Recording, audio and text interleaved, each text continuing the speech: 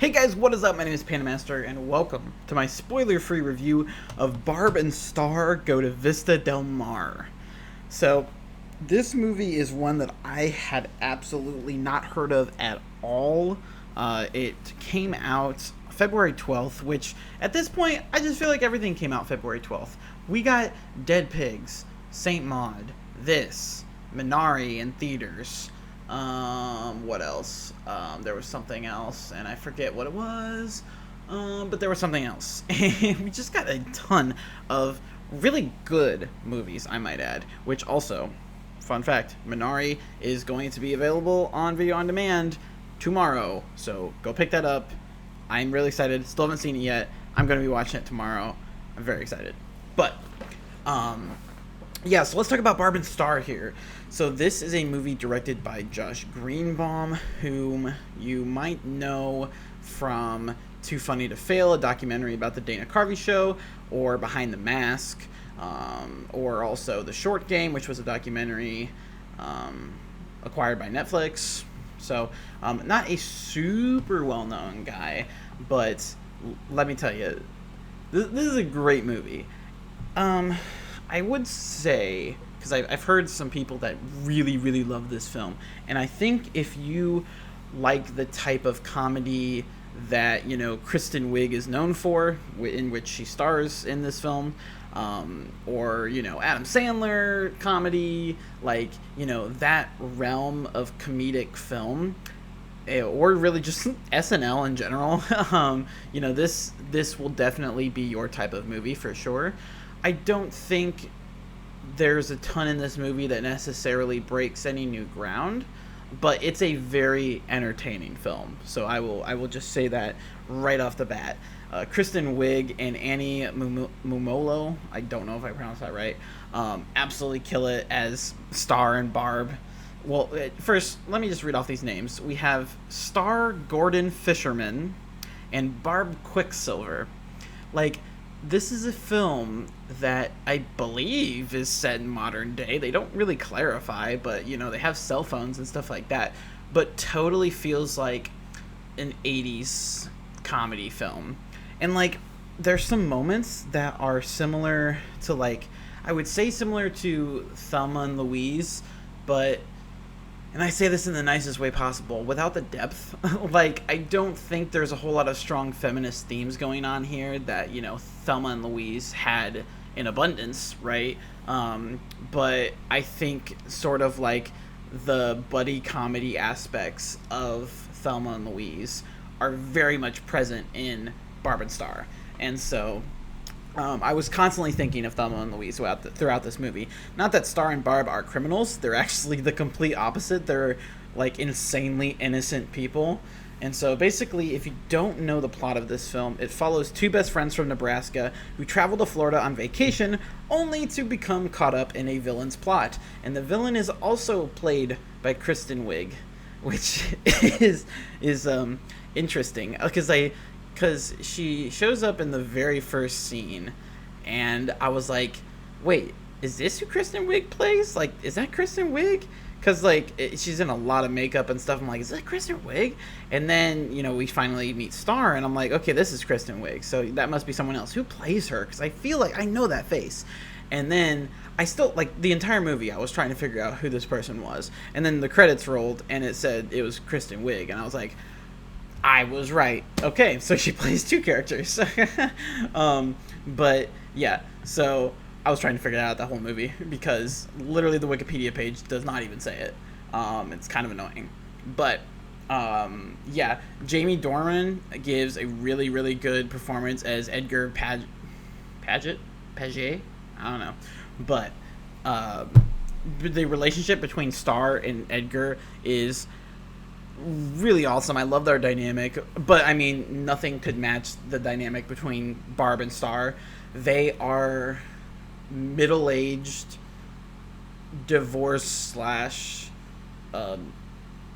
new-ishly single ladies that are best friends. And, you know, they have that middle-aged banter you would expect. It's like, and it's a very satirical thing, right? Like, they are the stereotypical white middle-aged ladies that just do not shut up, that are super nice, super down to earth, but my God, you could never get them to stop talking. And they have multiple parts in the film where they address that specifically.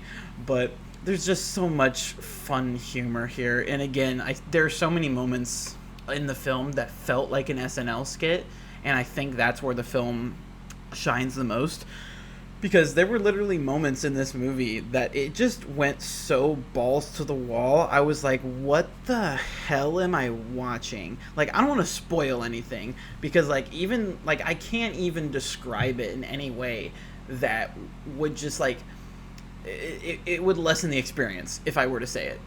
And it's like, it's weird that I am not going to, like, it's weird to have to worry about spoilers with a film like this, because it's not exactly a big, like, drama heavy, suspenseful film, right? It's a comedy, but there's some moments here that it's just the sheer outlandishness of it all is like, yeah, no, you need to experience that with absolutely nothing going into it. Just like, what? It's just so many moments peppered throughout that just feel like if someone were to tell me that this movie were made from drafts of SNL sketches, I would not be surprised whatsoever.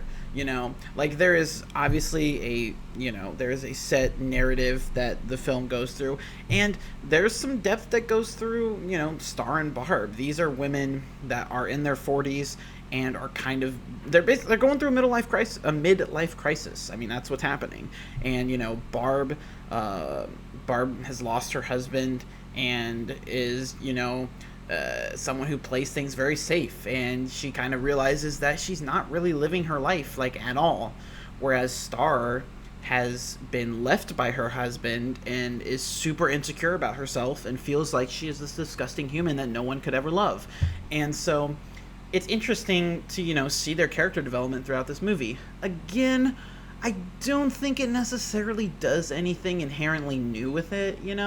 It's sort of that typical comedy character development trope of, like, character has problem gets solved through lots of wacky means, and then everybody benefits in the end, like that sort of thing. It's not exactly breaking any new ground here, but what's there is solid.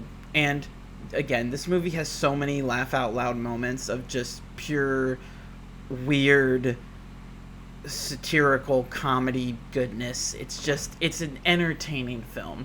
Like, I had a glass of wine and some popcorn. Not the best mix, but I'm in college, so what do you expect? But it was a great film to just sit and watch. Get some buddies. And the other thing I want to say here too is that this is a premium video on demand movie, meaning it was not released in theaters. It was released on demand, which you can rent for $20. So I believe this is everywhere, but at least on Vudu, you have access to it for a month, but once you start it, you have 48 hours until it is gone. It's the same with premium video on demand as for any other way of renting, except instead of paying like $3, you pay $20. And I've been thinking a lot about this because I almost didn't watch this film, at least right now, because of that $20 price tag. This was the first time I ever did premium VOD, because I just felt like, man, that price is so high. But then I started thinking about it, and like, yeah, it's high. I've never paid, like, I grumbled at paying $14, $15 for a movie ticket. But like, I mean, $20 for 2 hours of your time, again, it is a lot compared to what we spent in movie theaters in the past, and that's not even, this is without concessions, right? This is just for the movie. But, considering how much we paid in the past, and considering inflation and value and this sort of thing, it is pricey. I would not pay more than $20. Like, I think Disney's still doing, like, what, $30 for, they did it for Mulan, and now they're doing it with Raya and the Last Dragon. That's ridiculous. That is ridiculous. That's stupid. Why would I pay $30 for a movie I haven't even seen? Ridiculous. That's stupid. So I wouldn't pay $20. $20 is scratching that limit. But in terms of this film specifically, Again, if you are a fan of this type of comedy, of SNL, Kristen Wiig, Adam Sandler-esque, comedy films, I would say this is probably worth your $20. If this is something that sounds really cool to you, go for it. Otherwise, I would probably wait until you could rent it either cheaper or it comes to a streaming service. If it comes to a streaming service, definitely check it out for sure. But yeah, I would say fork out the $20 if you're a big fan of this genre. Otherwise, that's more so up to you. But the cast is really, really dope here. Damon Wayans Jr., again, don't know pronunciation, but you might know him as Coach from New Girl. He's so funny in this movie. We got a bunch of awesome. So we got Vanessa Bayer as Debbie, Phyllis Smith as Dolores, and just like there's this talking club that I wish got more screen time because they were so funny, and it's just a ton of dry humor that's just so good. And it got a little cheesy sometimes, and most of the time it was self-aware. Like, it is that self-aware cheesiness. But there were also some other times where it kind of felt like B-movie comedy. But for the most part, they landed super well, and I had a good time with it. Again, for fans of the genre, I would highly recommend it. If you guys have seen it, let me know what you guys thought down in the comments below. Like if you like this video, subscribe if you want to see more. I'll see you guys next time for whatever it is I'm doing. Alright, see ya.